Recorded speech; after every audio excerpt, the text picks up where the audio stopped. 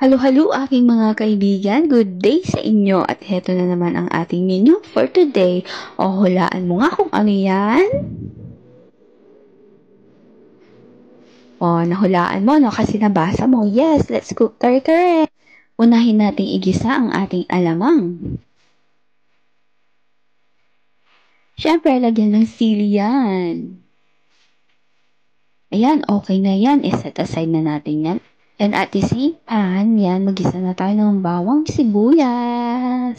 Come on, halo-halo mga kaibigan. Lagay na rin natin ang ating karne. Nailaga na pala yan kanina, aking mga kaibigan. At dun pala sa pinaglagahan ng ating karne, ilagay natin yung kare-kare mix natin. Sige go, lagay mo na dyan sa ginigisa mong karne. And then, ilagalan pala natin ng bahagya yung ating mga gulay para hindi overcook. And then, lagyan natin yung peanut butter dahil yan yung magpapalapot ng ating sauce. Kapag nakuha mo na yung right consistency, gora na, lagay mo na dyan yung mga gulay.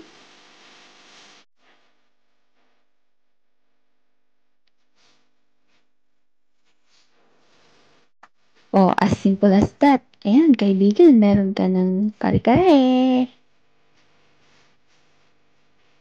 Simple mekus-mekus cooking. Alright, let's eat. Extra rice, please.